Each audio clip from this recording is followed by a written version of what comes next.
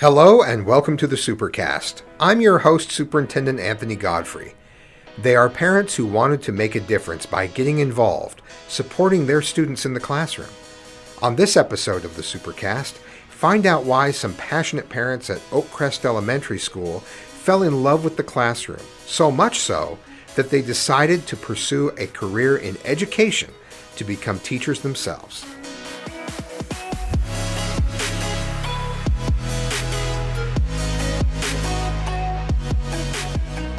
We're here at Oakcrest Elementary with Veronica Holyoke, one of the administrators here. You're the assistant principal at Oakcrest. Yes. Introduce yourself a little bit and tell us why we're here for the podcast. I joke that I'm Veronica Holyoke at Oakcrest Elementary on Hilltop Oak Drive. So a lot of oaks. Yes. Yeah, that's right. The Yeah. acorn doesn't fall far from the Right, tree. that's right. it Yes, sounds exactly. We're here because I was noticing my instructional coach and I, her name's Marla Daniels, shout out to Marla. She and I spend a lot of time looking for the good that's going on in our school, and we have this draft of all the good things that our teachers and our aides and our support staff are doing all the time, and then we make a weekly shout out video that we share with everybody to highlight all the good things we're doing. And in doing that this past year, we noticed that we had so many aides that were pursuing education. The more we got to know them, the more that we, created a community of teachers. And so I felt like that was so powerful that I wanted to share that with you, because now we're up to 7 aides that are pursuing or have graduated with a career in education, and 2 we've hired to teach at our school for this next year. And you emailed me, I think it was back in February, to Yes. tell me about this story. It was on a snow day, one of our virtual snow days. Well, hey, there's another silver lining to that snow day. Yeah. That there was time for I you had to pause time, that's and send me right. that email. Yes, correct. And we've been thinking about this story ever since, and I know it has evolved Yes. even since you emailed me Yes, in February. because I think it was only maybe 5 or something like that, and now we're up to 7. And we are now in the media center here, and there's nothing quieter than an elementary school media center in the middle of July. Yes, it's a little And eerie. so we're here to talk with 3 of the employees here at Oakcrest, and we want to talk with you about your path forward and your connections to Oakcrest. So just introduce yourself. My name's Natalie Slack. I'm connected to Oakcrest by my children go here, and then I started here last year as a math aide. I'm currently going to school to be a teacher. I've got about a year and a half left of school. Before this, I had been interested in education, but had never pursued past where I am now. Great. And tell us about your connection. My name's Natalie Osborne. My kids go to Oakcrest, and I would volunteer in their classes. I had a different career, and I had a couple days off, so I would come in, and I just absolutely fell in love with elementary schools. So I decided to go back to school. I graduated in December and then was hired by Oakcrest to be a critical needs aide in December as well. And I did that throughout the year, and then I was hired to teach 5th grade at Oakcrest next year. Okay, tell me about your path. Hey, I'm Megan Grosaint, and when the boundaries realigned in 2020, my kids started coming here. My youngest was in 1st grade that year, and there was an opportunity to apply to be a literacy aide, and so I did that, and I worked as a literacy aide. And within probably 2 months, I knew that it was time to go back to school and finish my degree and pursue elementary ed. Now tell me about those 2 months, because I'd love for lots of people to have that exact same idea dawn on them, that yes, I need to go back to school and I need to be a teacher. Tell me what happened there. What made you want to do that after 2 months as a literacy aide? Tell people a little bit about what the job is like as a literacy aide, Okay. and then why that led you to wanting to be a teacher. So the first, we hadn't started the Walk to Read program that year. So that year I would just work with 3 classes and work with individual students that needed some extra help with literacy. And I just fell in love with it. I fell in love with being with the kids, with helping them to grow. And I was always constantly trying to think of new ways to help. And I just didn't want to leave. I wanted to be with them all day. So it led me to jump right in and get my degree, and now I get to be with them all day. Your brain and your heart, it sounds like, My just brain. started firing and you couldn't turn it off. That's really what Yes. happens, is you get with the kids and you can't turn it off. You can. Nope. The teachers that you worked with had an impact on that as well. Oh yeah, the teachers here are awesome. Now tell me, you have now been hired as a teacher for the coming fall. What is on your mind? It's July. They're coming next month. So Yeah. I remember the feeling. It was a long time ago, but I still remember it. Yeah, I'll be teaching 6th grade in the fall, and so right now there's a lot in my brain from what my classroom's going to look like to what I'm going to be teaching. So I'm just trying to get it all on paper and organized and look at the curriculum and really kind of try and break that down and figure out what I'm going to be teaching this year. And I'm sure you're thinking back on your student teaching as you prepare for next year. Tell me about the student teaching experience. Well, I student taught in 2nd grade, so the curriculum is much easier for me to grasp than the 6th grade is. So I did my student teaching in 2nd grade, and it was awesome. It was just being with them all day and getting to really dive into different subjects and figure out different ways that I can teach and introduce them to a curriculum. And we did a lot of fun things together, and it was a good time. I've always admired elementary teachers' ability to keep kids going for the whole day. I was a secondary teacher, and I had to make it work for 50 minutes. And I just, that last 15 minutes, if it's tough, we struggle through and I get a fresh batch the next hour. Yeah. But that whole day with students, and I know there are rotations and there are some other things happening, but it really takes a special person and a unique approach to make sure that you're connected throughout the day and effective throughout the day. But you also have deep relationships that you don't get when they leave every hour. You really get to know them in a different way throughout the day. You've experienced that as an aide and as a student teacher, I'm sure. Yep. And those relationships, your day goes really fast because you have the kids that finish faster and the kids that don't finish as fast, and you find time to fill in those last 15 minutes because you're working with different students on different things. Well, I'm excited for you, and I'm really excited that you've pursued a career in education. And you did your student teaching here, right? Yep. You were an aide here, was an your aide children here, my are children here, were here. and you're teaching here. I'm here for life. You are here for life. All right, I'm going to hold you to that. Stay with us. When we come back, we'll talk with Natalie Osborne and Natalie Slack.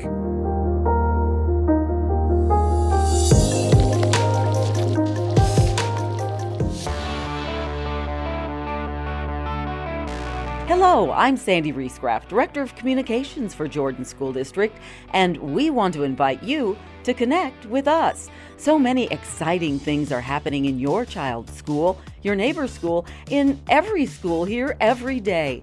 Don't miss out on following the fun or simply staying informed when there's important information we need to share. Join us at jordandistrict.org or follow us on Facebook, Twitter, and Instagram at Jordan District.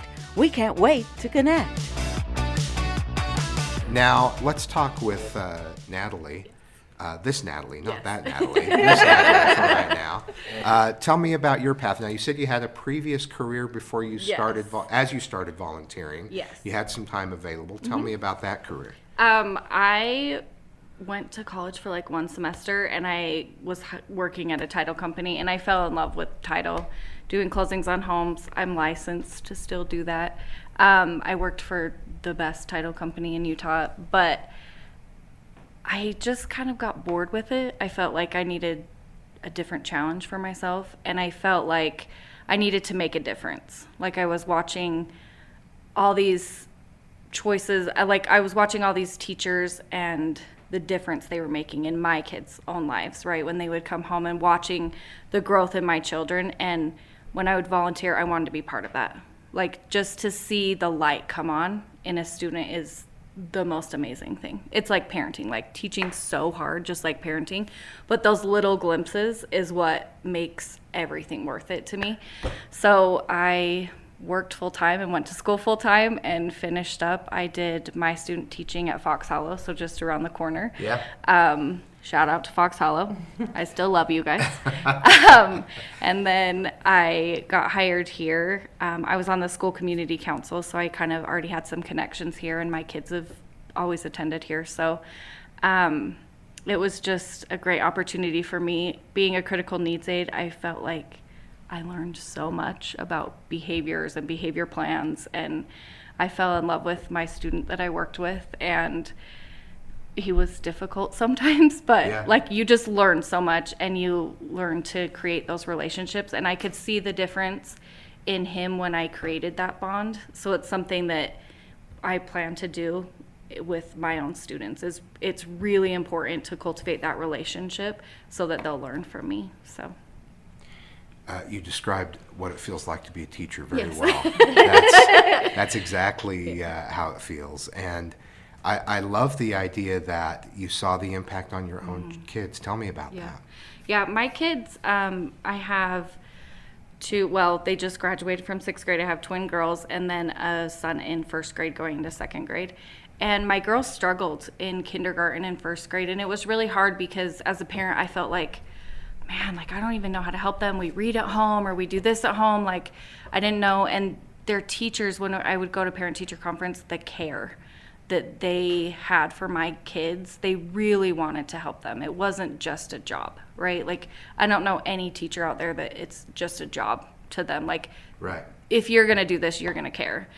And just seeing all the growth that I would work with the teachers and be like, okay, what can I do at home to help these guys be more successful in school? And they were always there to be like, try this, this, and this. And we would work on it. And it was just a team effort. And the growth in my girls from not being on grade level to now being on grade level and being set up for success in middle school has been amazing. And I mean, my son, literally the snow days that we talked about earlier, would cry because he couldn't go to school. He had the most amazing teachers so far. Wow. So That's a great yeah, endorsement. yes, like his 1st grade teacher was amazing. So he absolutely loved it, and just to see them grow, not only academically but socially too. Yeah. Like his 1st grade teacher taught them so many social emotional skills that I did not think I would deal with in 1st grade, all the Sure. drama. Sure. But it's just amazing to see your kids grow and to have a community that cares about them, right? It's not just their parents that care about them, but everybody here at Oakcrest, all the aides, the administration, their teachers. It's amazing. It is an exceptional school, that's for sure. For sure. Tell me about being a critical needs aide. Some might not understand exactly what that involves. I was assigned to help a student that needed an aide with him at all times for behavior reasons. So we kind of set up our own curriculum. Marla Daniels had some work that we could do together. We worked a lot on his reading and math skills. One thing I noticed for him is because he wasn't on grade level, we have a hot reads challenge here. And so I just let him choose whatever book, and he was able to earn pins for that. And the difference it made for him to feel like he had achieved something was huge, right? It didn't matter that it wasn't on his grade level, but it made such an impact on him. And I think too, the aides that worked with him, we all just cared about him and we rallied around him, and it just made such a huge difference in his life. I hope it made a huge difference in his life. No doubt But- that it made a permanent Yeah. impact on his Yeah. life in a positive way. Yeah, I hope Thank so. you for that. Yeah. That's awesome. Tell me, Yeah. what are you teaching next year? I'll teach 5th grade. 5th grade? Yep, Okay. yep. And what is your, how are you feeling right now? Oh. Mid-July, looking forward to next month? I'm like excited just because I'm ready to just get in there. Yeah. Right? Like I'm like Megan, where I've thought about things a billion times over and over and over, and now I'm like, I just need to do it. Yep. Like I just need to do it. We've been hired since February. It's Yeah. time to teach. Wow, that's a Yeah. long time. That's So a, we're just like ready to get in the classroom and meet our students, and That's a lot of anticipation. Yes. Yeah. No, and it'll be great to have a week under your belt. And you Yes. know, I got week 1, we're set, and here comes the month. Yeah. Next thing you know, it'll be Halloween, then it's Christmas, and then it's February again. But that's awesome. Okay, Natalie too. Now, not Natalie TWO, Natalie TOO. You're also Natalie. Exactly. Tell me about your path forward. So my path is kind of one of those where I started started college right out of high school, and I knew I wanted to be a teacher then. In high school, I went to the elementary school for one of my classes. Yeah. And I actually went to Welby Elementary, and her name was Miss Leffler. She made me want to be a teacher. That lady was awesome. I helped her all year for first grade. She was my host teacher. Yeah. Loved it. And I was like, this is what I'm supposed to do. I got out, started college, and I got married, bought a house, and life kind of got in the way. And then I was like, I was done. I didn't like the job I was in, and so I was like, I'm going to try something new. And I talked to Mr. Westwood, and I got hired on here last year. And as soon as I did it, I was like, Megan, you do it for 2 months, and you're like, I'm not leaving. I am staying here. I love it here. And so I started going back to school, and everyone working here while you're going to school, I think, is a really huge advantage, because when I have questions, what better group to ask than the teachers here. Right. You're surrounded by experts at all times. Yes.